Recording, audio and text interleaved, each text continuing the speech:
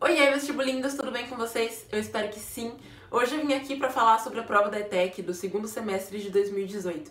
Eu confesso que eu não queria fazer esse vídeo, mas algumas pessoas pediram tanto, então cá estou eu para fazer esse vídeo, só que não vai ser um vídeo no estilo comentando a prova, sabe? Aquela coisa de só dar uma opinião sobre a prova, por dois motivos. Primeiro motivo é que eu acho isso inútil. Eu acho que não ajuda tanto as pessoas assim, sabe? E eu não tô aqui pra ficar fazendo vídeo aleatoriamente, né? Eu queria fazer um vídeo que realmente fosse útil pra quem prestou a prova e acha que foi mal, pra quem prestou e acha que foi bem, mas queria ter ido melhor, pra quem prestou só pra testar e vai fazer outra no fim do ano, pra quem não prestou a prova e vai prestar vestibulinho futuramente, enfim. E segundo motivo é que um vídeo de opinião gera muita polêmica. Porque, assim, é normal que as pessoas discordem de opiniões. Só que tem gente que faz isso de forma educada e tem gente que faz isso de forma muito mal educada, de forma desrespeitosa, enfim. E fica um clima muito chato, muito estressante, muito angustiante, tanto pra mim quanto pra quem tá assistindo, comentando, interagindo com o vídeo, beleza? Então eu vim aqui para mostrar aspectos relevantes sobre essa prova do segundo semestre de 2018, para que isso ajude pessoas que farão vestibulinho futuramente ou ajude quem fez o vestibulinho a entender aí como foi essa prova, né? Então, é o seguinte, primeira coisa, em relação à prova do primeiro semestre de 2018, essa prova já teve uma grande diferença, que foi o fato de retomar aos temas. Quem me acompanha há mais tempo no canal e quem me segue no Instagram sabe que eu sempre falo sobre estudar conhecimentos gerais para a ETEC. Por quê? Porque a ETEC é uma prova que geralmente é temática, e mesmo quando não é temática, ela vai cobrar conhecimentos gerais, né? Só que, o que aconteceu? A do primeiro semestre não cobrou conhecimentos gerais, então muita gente não estudou. Na verdade, ela cobrou sim conhecimentos gerais, só que ela não tinha um tema fixo, né?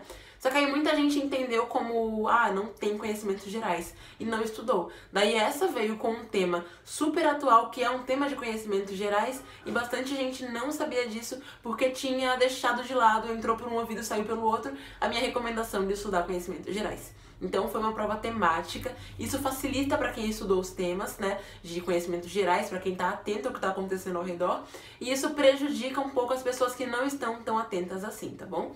Então essa já foi a primeira grande diferença dela em relação à prova anterior. Segunda coisa, essa prova teve um número grande de questões de interpretação de texto, né?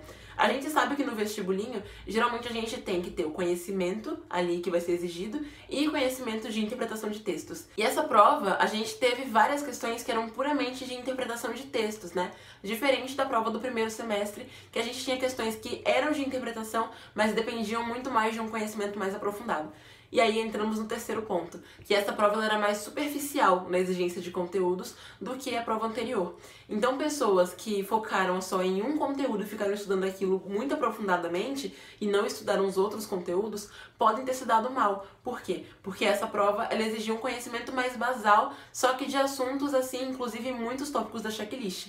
Por exemplo, eu fiz um videozinho lá pro IGTV que eu mostrei as questões da prova e mostrei qual tópico da checklist que estava naquelas questões, porque muitas questões elas realmente estavam coerentes com a checklist que eu fiz, né? Então elas pediam conhecimento mais superficial, não exigiam conhecimento tão aprofundado. Porém, eu acho que esse é o terceiro ponto, não, esse é o quarto ponto em relação à prova, é que ela tinha uma exigência lógica um pouco maior do que a prova anterior.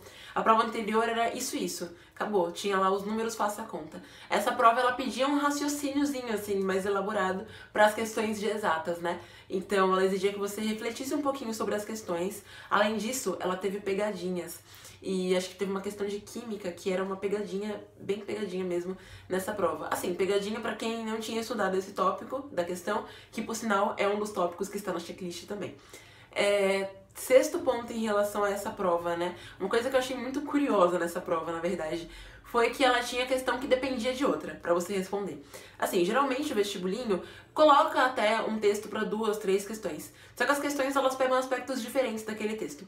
E nessa prova, mais ou menos na metade da prova, pelo que eu me lembro, ela tinha colocado uma questão, e aí a questão de baixo você meio que dependia de entender o texto e também da tua resposta da questão de cima para que você respondesse. Essa é uma coisa que é muito utilizada por vestibulares maiores, sabe? Vestibulares grandes, né?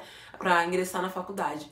Então, fiquem atentos, vocês vão prestar o vestibulinho no fim do ano, porque pode ser que ela faça isso de novo, e isso é uma coisa que faz com que as pessoas percam pontos às vezes. Por quê? Porque se você errou a de cima, automaticamente você erra a questão de baixo também, se você não tiver uma boa percepção ali, tá bom?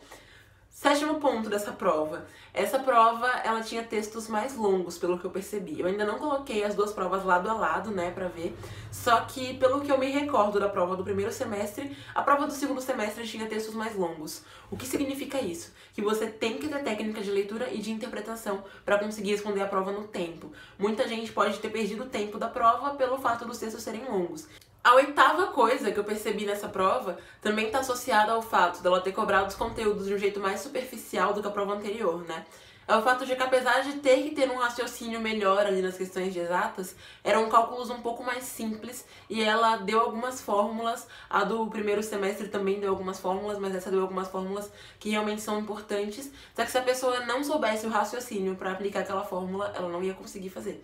Então, ela exigiu raciocínio, só que eram resoluções mais fáceis, sabe? Não tinha aquelas questões que a resolução era absurda, ou pelo menos teve bem menos do que a prova anterior, né? Que foi a prova do primeiro semestre. A nona e última coisa que eu percebi em relação a essa prova, e que eu acho válido ressaltar aqui pra vocês, era sobre as questões de língua portuguesa, né?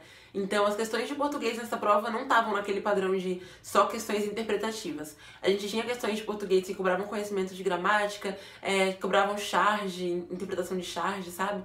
Então, eram questões mais variadas, assim, né?